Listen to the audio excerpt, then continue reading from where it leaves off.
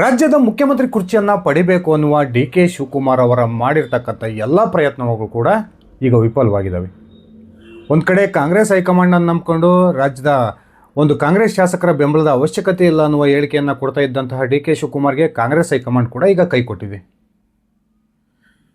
ಒಬ್ಬ ಪಕ್ಷನಿಷ್ಠನಾಗಿರ್ತಕ್ಕಂಥ ಡಿ.ಕೆ. ಶಿವಕುಮಾರ್ ಸುಮಾರು 40 ವರ್ಷಗಳ ಕಾಲ ಒಂದೇ ಪಕ್ಷದಲ್ಲಿದ್ದು ಆ ಪಕ್ಷಕ್ಕೆ ತನುಮನ ಧನದ ಒಂದು ತ್ಯಾಗವನ್ನು ಮಾಡಿರ್ತಕ್ಕಂಥ ಒಬ್ಬ ನಿಷ್ಠಾವಂತ ಕಾರ್ಯಕರ್ತನಿಗೆ ನಿಜಕ್ಕೂ ಕೂಡ ಒಂದು ಮುಖ್ಯಮಂತ್ರಿ ಸ್ಥಾನ ಸಿಗೋಲ್ಲ ಅಂತಕ್ಕಂಥ ಮಾಹಿತಿಗಳು ಏನು ಸಿಗ್ತಾ ಇದ್ದಾವೆ. ಆ ಮಾಹಿತಿಗಳು ಡಿ.ಕೆ. ಶಿವಕುಮಾರ್ ಅವರ ಅಭಿಮಾನಿಗಳ ಪಾಲಿಗೆ ಬಹುದೊಡ್ಡ ಆತಂಕವನ್ನು ತಂದಿಡ್ತಾ ಇದ್ದಾವೆ.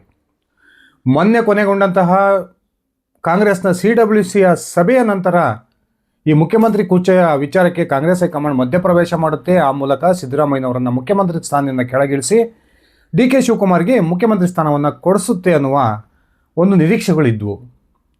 ಆದರೆ ನಿನ್ನೆ ಮುಕ್ತಾಯಗೊಂಡಂತಹ CWC ಸಭೆಯ ನಂತರ ಸಿದ್ದರಾಮಯ್ಯನವರ ಭೇಟಿಗೆ ರಾಹುಲ್ ಗಾಂಧಿ ಸಿಗದೇ ಇರತಕ್ಕಂಥದ್ದು ಈ ಎಲ್ಲ ಊಹಾಪೋಹಗಳಿಗೂ ಕೂಡ ಬ್ರೇಕ್ ಆಗಿದೆ. ಇನ್ನೊಂದು ಕಡೆ CWC ಸಭೆಯ ನಂತರ ಪರ್ಸನಲ್ ಆಗಿ ರಾಹುಲ್ ಗಾಂಧಿ ಅವರನ್ನು ಭೇಟಿ ಮಾಡಬೇಕು. ಆ ಭೇಟಿ ಮಾಡಿ ರಾಜ್ಯದ ಸಚಿವ ಸಂಪುಟದ ಪುನರ್ರಚನೆಗೆ ಒಪ್ಪಿಗೆಯನ್ನು ಪಡೆಯೋದ್ರ ಮೂಲಕ ಮುಖ್ಯಮಂತ್ರಿ ಬದಲಾವಣೆ ವಿಚಾರಕ್ಕೆ ಸಂಪೂರ್ಣವಾದ ಬ್ರೇಕ್ ಹಾಕಬೇಕು ಅನ್ನುವ ಲೆಕ್ಕಾಚಾರದಲ್ಲಿದ್ದಂಥ ಸಿದ್ದರಾಮಯ್ಯನವರಿಗೂ ಕೂಡ ರಾಹುಲ್ ಗಾಂಧಿ ಅವರು ಭೇಟಿಗೆ ಅವಕಾಶವನ್ನು ಮಾಡಿಕೊಡದೇ ಇರತಕ್ಕಂಥದ್ದು ಕುರ್ಚಿ ಬದಲಾವಣೆ ವಿಚಾರ ಇನ್ನೂ ಕೂಡ ಕೌತುಕವನ್ನು ಕಾಯ್ದುಕೊಂಡಿದೆ. ಈ ನಡುವೆ ಡಿ.ಕೆ. ಶಿವಕುಮಾರ್ ಅವರ ಇಷ್ಟೆಲ್ಲ ಪ್ರಯತ್ನಗಳು ವಿಫಲವಾಗ್ತಾ ಇರೋದು ಯಾಕೆ? ಕಾಂಗ್ರೆಸ್ ಹೈಕಮಾಂಡ್ ಮುಖ್ಯಮಂತ್ರಿ ಬದಲಾವಣೆ ವಿಚಾರಕ್ಕೆ ತಲೆ ಕೆಡಿಸ್ಕೊಳ್ದೇ ಇರೋದಕ್ಕೆ ಕಾರಣ ಏನು? ಸ್ನೇಹಿತರೆ, ಕಾಂಗ್ರೆಸ್ ಹೈಕಮಾಂಡ್ನ ಈ ಮನಸ್ಥಿತಿಯ ಹಿಂದೆ ಚುನಾವಣಾ ತಂತ್ರಜ್ಞ ಕಳೆದ 2023ರ ವಿಧಾನಸಭಾ ಚುನಾವಣೆಯಲ್ಲಿ ಕಾಂಗ್ರೆಸ್ನ ಗೆಲುವಿಗೆ ಪ್ರಮುಖ ಪಾತ್ರವನ್ನು ವಹಿಸಿದ್ದಂತಹ ಸುನಿಲ್ ಕುನುಗೋಳು ಅವರು ಕೊಟ್ಟಿರ್ತಕ್ಕಂಥ ಒಂದು ಸೀಕ್ರೆಟ್ ರಿಪೋರ್ಟ್ ಕಾರಣ ಅನ್ನುವ ಮಾಹಿತಿಗಳು ಸಿಗ್ತಾ ಇದ್ದಾವೆ. ಈ ಸುನಿಲ್ ಕುನುಗೋಳು ತಮ್ಮ ಹೈಕಮಾಂಡ್ ನಾಯಕರಿಗೆ ಕೊಟ್ಟಿರ್ತಕ್ಕಂಥ ವರದಿಯಲ್ಲಿ ಸಾಕಷ್ಟು ಅಂಶಗಳನ್ನು ಉಲ್ಲೇಖ ಮಾಡಿದ್ದಾರೆ. ಈ ಸುನಿಲ್ ಕುನುಗೋಳು ಅವರು ಉಲ್ಲೇಖ ಮಾಡಿರ್ತಕ್ಕಂಥ ಕೆಲವೊಂದಿಷ್ಟು ಅಂಶಗಳೇ ಸಿದ್ದರಾಮಯ್ಯನವರ ಇವತ್ತು ಮುಖ್ಯಮಂತ್ರಿ ಕುರ್ಚಿ ಸೇಫ್ ಆಗೋದಕ್ಕೆ ಕಾರಣ ಅನ್ನುವ ಮಾತುಗಳು ಕೂಡ ಕಾಂಗ್ರೆಸ್ ಹೈಕಮಾಂಡ್ ಮೂಲಗಳಿಂದ ಕೇಳಿ ಬರ್ತಿದ್ದಾವೆ.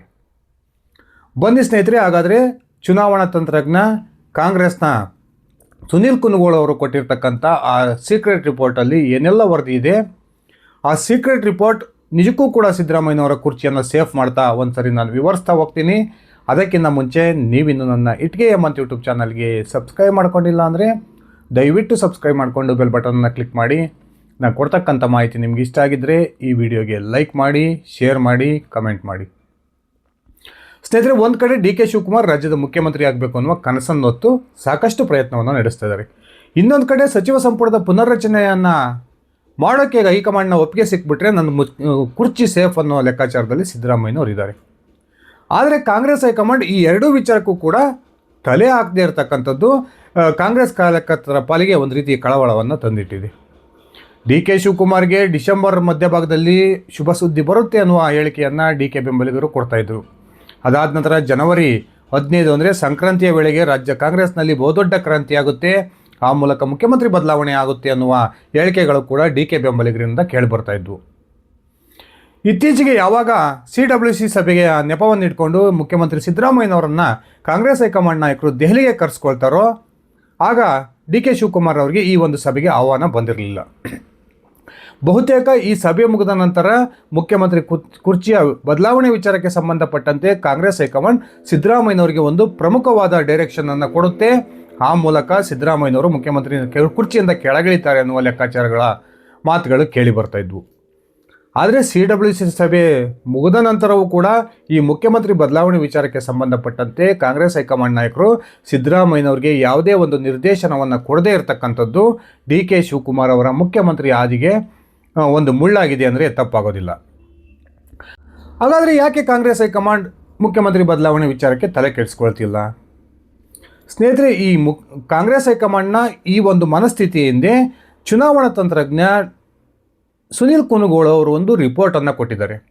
ಆ ರಿಪೋರ್ಟು ತಯಾರಿಸೋ ವೇಳೆಯಲ್ಲಿ ಕರ್ನಾಟಕದ 224 ವಿಧಾನಸಭಾ ಕ್ಷೇತ್ರಗಳ ಜನರ ಮನಸ್ಥಿತಿಯನ್ನು ಅರಿತು ಒಂದು ವೇಳೆ ಸಿದ್ದರಾಮಯ್ಯನವರನ್ನು ಮುಖ್ಯಮಂತ್ರಿ ಸ್ಥಾನದಿಂದ ಕೆಳಗಿಳಿಸಿದರೆ ರಾಜ್ಯದ ಕಾಂಗ್ರೆಸ್ ಮೇಲೆ ಏನೆಲ್ಲ ಪರಿಣಾಮಗಳಾಗ್ಬೋದು, OBC ಮತದಾರರ ಮೇಲೆ ಈ ಒಂದು ಮುಖ್ಯಮಂತ್ರಿ ಬದಲಾವಣೆ ಯಾವೆಲ್ಲ ಪರಿಣಾಮವನ್ನು ಬೀರ್ಬೋದು, ಮುಂದಿನ ಚುನಾವಣೆಯಲ್ಲಿ ಈ ಮುಖ್ಯಮಂತ್ರಿ ಬದಲಾವಣೆ ವಿಚಾರ ಕಾಂಗ್ರೆಸ್ಗೆ ಎಷ್ಟರ ಮಟ್ಟಿನ ಒತ್ತಡವನ್ನು ಕೊಡುತ್ತೆ ಅನ್ನುವ ಸ್ಪಷ್ಟ ಅಂಶಗಳ ಉಲ್ಲೇಖವನ್ನು ಮಾಡಿ ಸುನಿಲ್ ಕುನುಗೋಳು ರಾಹುಲ್ ಗಾಂಧಿ ಅವರ ಕೈಗೆ ಒಂದು ರಿಪೋರ್ಟನ್ನು ಕೊಟ್ಟಿದ್ದಾರೆ. ರಾಜ್ಯದಲ್ಲಿ ಅಹಿಂದ ವರ್ಗದ ಮಹಾನ್ ನಾಯಕನಾಗಿರ್ತಕ್ಕಂಥ ಸಿದ್ದರಾಮಯ್ಯನವರನ್ನೇನಾದರೂ ತಕ್ಷಣಕ್ಕೆ ಮುಖ್ಯಮಂತ್ರಿ ಸ್ಥಾನದಿಂದ ಕೆಳಗಿಳಿಸಿದ್ದಾದರೆ ಅದು ಕಾಂಗ್ರೆಸ್ಗೆ ಬಹುದೊಡ್ಡ ಹೊಡೆತವನ್ನು ಕೊಡುತ್ತೆ. ಮುಂದಿನ ಚುನಾವಣೆಯಲ್ಲೂ ಕೂಡ OBC ಮತದಾರರು ಏನಿದ್ದಾರೆ ಅಂದರೆ ಅಹಿಂದ ವರ್ಗದ ಮತದಾರರು ಕಾಂಗ್ರೆಸ್ಸಿಂದ ದೂರ ಸರಿಬೋದು. ಅದೇ ರೀತಿ ಅಲ್ಪಸಂಖ್ಯಾತ ಮತಗಳು ಕೂಡ ಕಾಂಗ್ರೆಸ್ಗೆ ಕೈ ಕೊಡ್ಬೋದು. ಈ ಮೂಲಕ ಮುಂದಿನ 2028ರ ಚುನಾವಣೆಯಲ್ಲಿ ಕಾಂಗ್ರೆಸ್ ರಾಜ್ಯದಲ್ಲಿ ಬಹುದೊಡ್ಡ ಸೋಲನ್ನು ಕಾಣಬಹುದು ಅನ್ನುವ ಅಂಶಗಳನ್ನು ಉಲ್ಲೇಖ ಮಾಡಿ ಸುನಿಲ್ ಕುನುಗೋಳು ಇದೀಗ ರಾಹುಲ್ ಗಾಂಧಿ ಅವರ ಕೈಗೆ ಒಂದು ಸೀಕ್ರೆಟ್ ರಿಪೋರ್ಟನ್ನು ಕೊಟ್ಟಿದ್ದಾರೆ.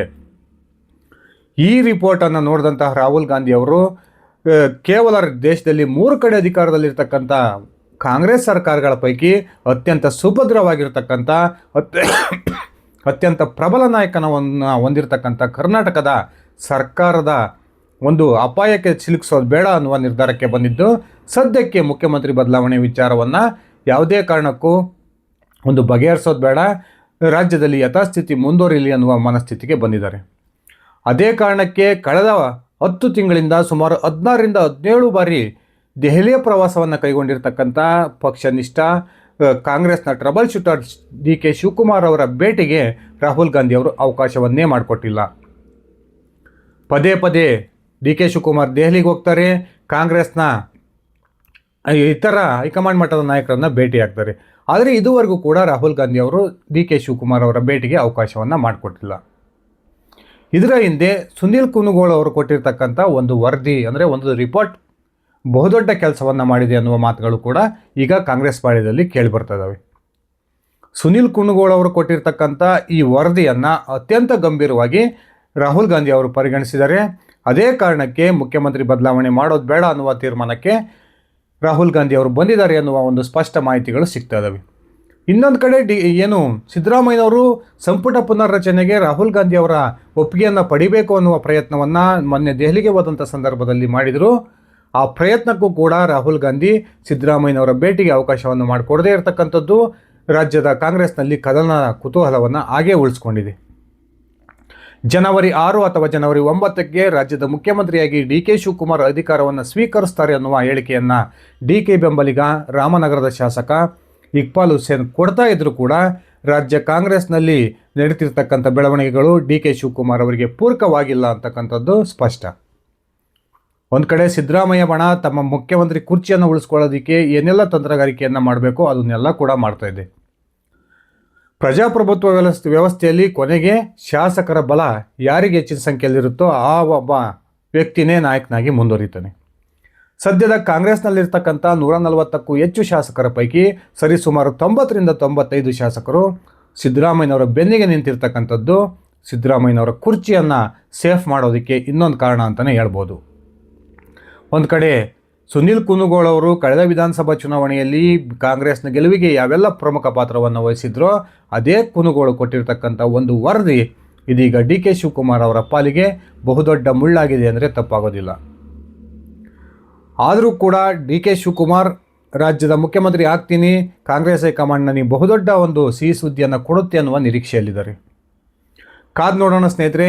ನಿಜಕ್ಕೂ ಕೂಡ ಕಾಂಗ್ರೆಸ್ ಹೈಕಮಾಂಡ್ ಬಹುದೊಡ್ಡ ನಿರ್ಧಾರವನ್ನು ತೆಗೆದುಕೊಳ್ಳೋದ್ರ ಮೂಲಕ ಸುನಿಲ್ ಕುನುಗೋಳು ಅವರ ಒಂದು ಸೀಕ್ರೆಟ್ ರಿಪೋರ್ಟನ್ನು ಕೂಡ ನೆಗ್ಲೆಕ್ಟ್ ಮಾಡಿ DK ಶಿವಕುಮಾರ್ ಅವರನ್ನು ರಾಜ್ಯದ ಮುಖ್ಯಮಂತ್ರಿಯನ್ನಾಗಿ ನೇಮಕ ಮಾಡುತ್ತಾ, ಅಥವಾ ಕುನುಗೋಳು ಅವರ ಒಂದು ರಿಪೋರ್ಟನ್ನು ಅತ್ಯಂತ ಸೀರಿಯಸ್ ಆಗಿ ತೆಗೆದುಕೊಂಡಿರ್ತಕ್ಕಂಥ ರಾಹುಲ್ ಗಾಂಧಿ ಸದ್ಯಕ್ಕೆ ಮುಖ್ಯಮಂತ್ರಿ ಬದಲಾವಣೆಗೆ ಕೈ ಹಾಕೋಲ್ವಾ?